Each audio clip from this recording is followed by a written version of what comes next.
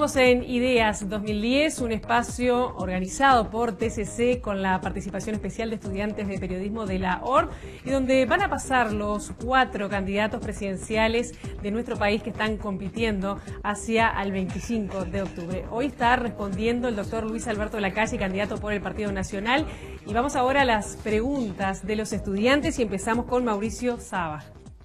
Buenas. Su programa dice que en los casos de delitos gravísimos se bajaría la edad de imputabilidad a 16 años.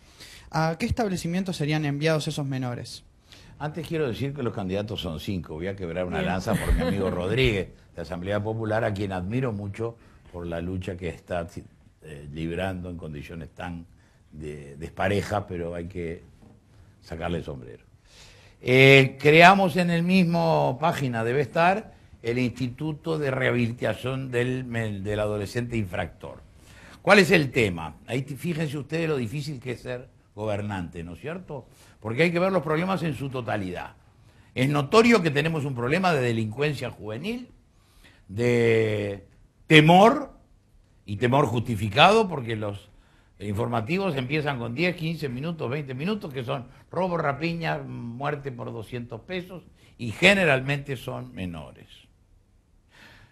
Por otro lado, hay gente que dice, pobrecito, no tuvo familia, no tuvo padre, mira dónde nació, no fue a la escuela, la explicación sociológica del delito. El gobernante tiene que tratar de solucionar esos dos problemas.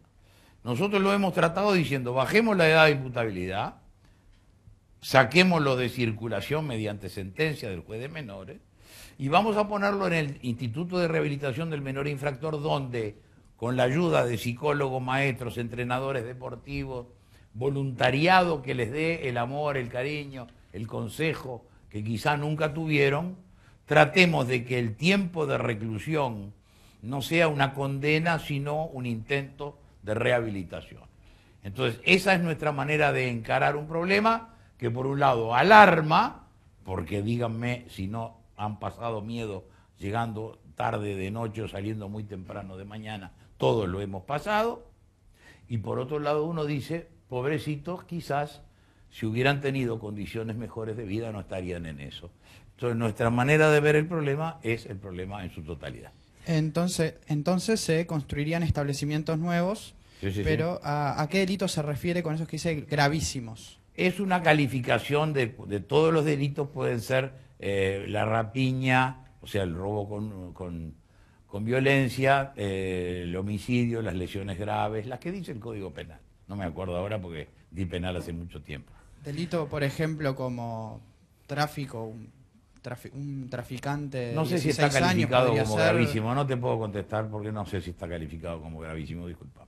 Gracias, Mauricio. Seguimos con Belén González. Doctor, actualmente se está distribuyendo en las escuelas y los liceos un manual de educación sexual llamado Sinvergüenzas con Vos. Mi pregunta es la siguiente, ¿usted continuaría con esa difusión de ese manual o en caso de que no, qué políticas educativas llevaría a cabo con respecto a ese tema, teniendo en cuenta que los embarazos adolescentes, el número de embarazos adolescentes es muy alto y también el tema de transmisión de enfermedades por contagio sexual? Sí, yo aquí quiero distinguir muy claramente mi posición como católico apostólico romano de mi condición de eventual gobernante de un país laico. Aunque la ética judeo-cristiana es la que, en la que vivimos, tengo que hacer esa distinción. En segundo lugar, es increíble la ignorancia que hay en materia de vida sexual en la mayoría o en una gran parte de la población. El primer ámbito de la educación de una cosa tan delicada, por lo que implica de fragilidad psicológica del adolescente cuando empieza a sentir que biológicamente es distinto la niña del varón y empiezan las hormonas a ejercer su función revolucionaria dentro del organismo, es en la casa. Padres y madres tienen que tener que enfrentar, porque a veces no es fácil, el fenómeno y educarlo y explicarlo, porque nadie lo va a hacer con más cariño hacia un varón y hacia una niña que sus propios padres. En segundo lugar, no conozco el texto. Me parece que en esa materia hay que ir muy delicadamente porque, si bien hay profesores respetuosos de la psicología, del pudor, de la delicadeza con que tiene que tratarse el tema, hay algunos que quizás tienen una posición más cruda. Y como no se trata de que si A se pone dentro de B, puede surgir C, para hacerlo de la manera más aséptica posible, tiene que enseñarse a la niña, sobre todo, que es en definitiva la que da la última palabra, que frente al acto sexual hay, primero, la negativa, es la primera respuesta, el no, es decir, yo esto no lo hago porque no lo deseo en este momento o porque tengo una convicción de mantener una situación. Luego, todas las precauciones científicas que hay, que repito, no estoy hablando como creyente, sino las ayudas científicas de píldoras, de preservativos, de todo lo que... Y luego, creo que una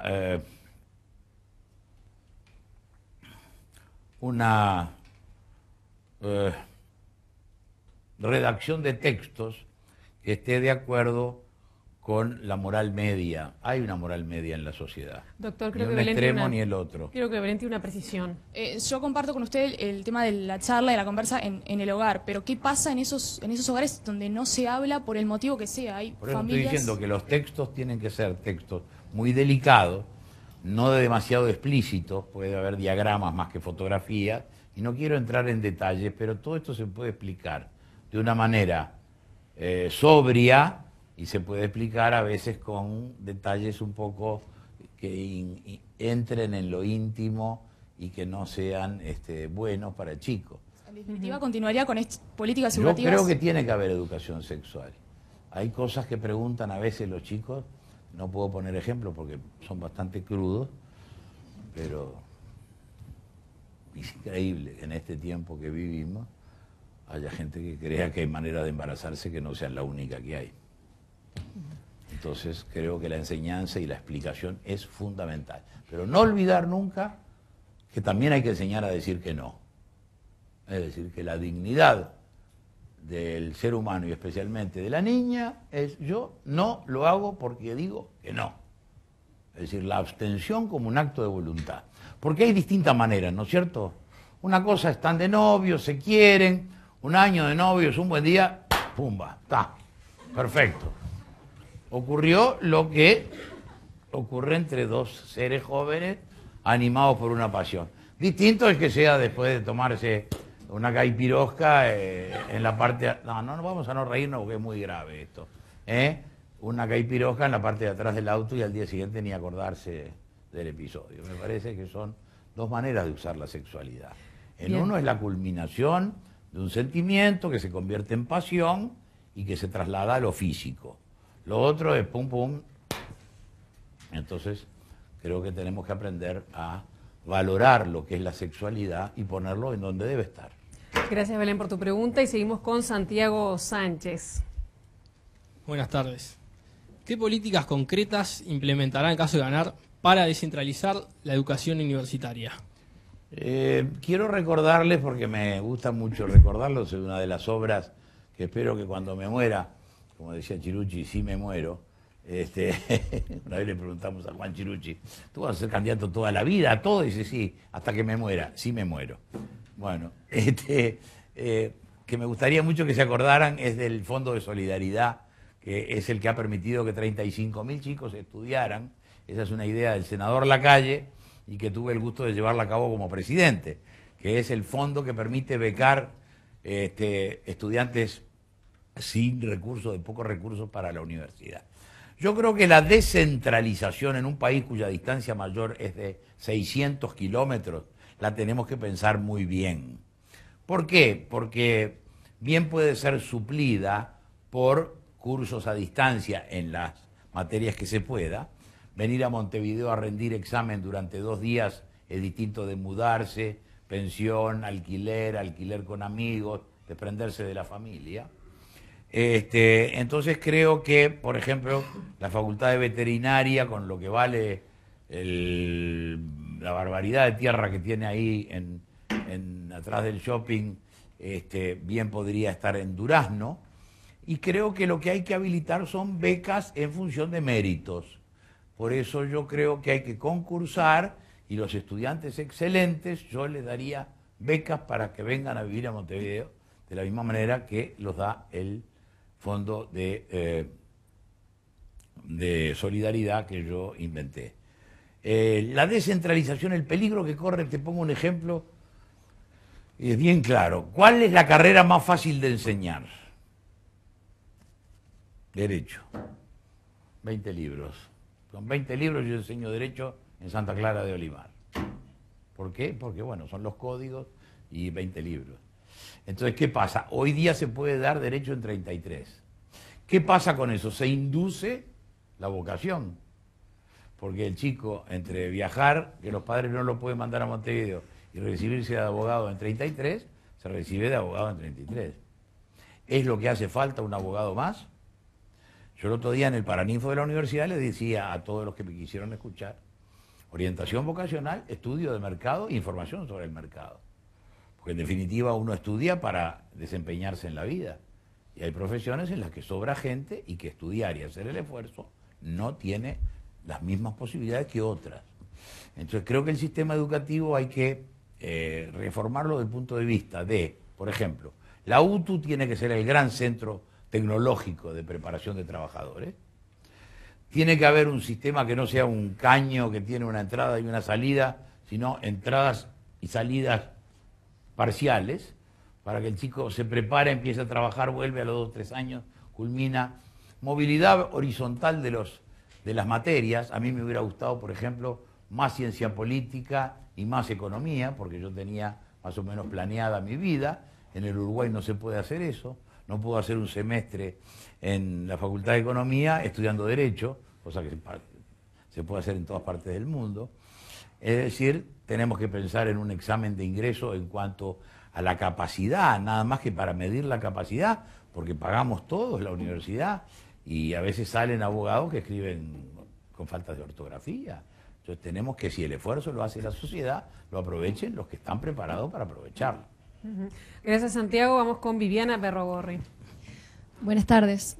Cuando habló del analfabetismo en el pasado acto homenaje a Aparicio Saravia, usted se refirió a los jóvenes que no estudian ni trabajan. Dijo, a ustedes les vamos a facilitar que los puedan tomar aunque sea para cargar cajas y les vamos a facilitar un mínimo de conocimientos para contar las cajas y poder escribir en una planilla. Llegaron o dejaron tantas cajas. Van a poder por lo menos estar en una actividad formal. ¿Cree que la actividad formal que los va a traer a la historia y a la sociedad, como usted dice, contar las cajas y registrarlas en una planilla, no le parece que está subestimando las aptitudes de estos jóvenes? No, lo que estoy tratando de darles es el mínimo, porque es mucho peor que no sepan contar las cajas ni llenar la planilla. Y hoy te digo que hay más de 50.000 que no saben ni contar las cajas ni llenar la planilla. Por supuesto que sería mejor que fueran técnicos en computación. Yo me ocupo de lo mínimo, que es lo que creo que, y sería ya bastante difícil del punto de vista de los presupuestos. La idea mía es que estos cursos se den en verano, cuando están vacíos los liceos y las escuelas, y se dé el mínimo. Por supuesto que espero que siga estudiando después, pero si no sabe contar las cajas y hacer la planilla, si no da el primer escalón, no da el segundo. Claro que esperamos que terminen científicos nucleares, alguno de ellos, ojalá, pero si no le damos el mínimo, están al costado de la historia y de la sociedad, y son un peligro en todo sentido, para sí mismos y para la sociedad. Yo pretendí decir que les íbamos a dar el mínimo de preparación para que ingresaran al mínimo del mercado de trabajo. Con la esperanza de que sigan ascendiendo. Por supuesto, todos los cristianos tenemos esperanza. Gracias, Viviana. Y seguimos ahora para cerrar el bloque con Daniel Mazzone, quien es docente de periodismo de la Universidad Ord. Doctor Lacalle, usted vivió una experiencia bastante límite en política cuando intentó impulsar la ley de empresas públicas en el 90 al 92. Una innovadora ley de empresas públicas. Como causante de esa imposibilidad o de esa frustración, se han, digamos, analizado múltiples causas. Inclusive se pone a menudo el énfasis en el conservadurismo, en el presunto conservadurismo de la sociedad uruguaya. No se suele analizar un factor que para mí es importantísimo, que es el de una, yo diría, importante desconfianza de la sociedad en la clase política. No digo solo en usted, digo en general en la clase política. Quisiera saber si usted está de acuerdo en que esta desconfianza existe. ¿Cómo piensa que puede hacerse para revertirla? Y una tercera breve pregunta que tiene que ver con ¿por qué hay tan poca autocrítica en la clase política uruguaya? Antes, y con todo cariño, una pequeñísima, no rectificación, pero sugerencia semántica. En el Uruguay no hay clase política, hay dirigencia política. No hay una clase que gobierne porque se pertenece a ella. Cualquiera de los que está aquí mañana va a ser diputado o presidente de la República. Segundo lugar, la ley de empresas públicas es una gran desconocida. Le voy a mandar a la ORT unos cuantos ejemplares de un libro que se llama Las joyas de la abuela, que cuenta bien cómo fue todo el episodio. La ley de empresas públicas no era una privatización así a la Argentina y para gastarse el dinero. Vamos a recordarla porque todos estos niños no eran nacidos en ese entonces. La ley de empresas públicas establecía 40% permanecía, el capital accionario permanecía en manos del Estado, 40%. El 8% pasaba a ser propiedad de los trabajadores de las empresas, de ANCAP, de Antel, de UTE. Y el 52% pasaba a manos privadas. Los recursos que se podían obtener de las mismas enajenación solamente podían ir para inversiones en educación, en vivienda o capitalización del BPS. O sea que era una ley bastante distinta de cualquier otra privatización y venta y para hacer lo que se quiera con el dinero. Yo creo que hay una desconfianza, pero ¿por qué en este gobierno se ha privatizado todo lo que se ha podido, se ha asociado todo lo que se ha podido? Debe haber más de 30 empresas propiedad del Estado, no sabemos cuántas son. Entonces yo creo que hubo finalidades políticas, algunos filosóficas muy entendibles. El que es socialista cree que el Estado tiene que seguir siendo dueño absoluto de Antel. Me parece muy bien, respeto, me saco el sombrero, porque tiene una finalidad. Otros sectores yo creo que fue para impedir que se hiciera una reforma por ese gobierno que venía bien reformista, la ley de puertos, por ejemplo. Fíjense lo que fue la ley de puertos como transformación cualitativa del Uruguay. Es el acto de gobierno más importante, disculpen que me autoelogie a mi gobierno, de los últimos 50 años.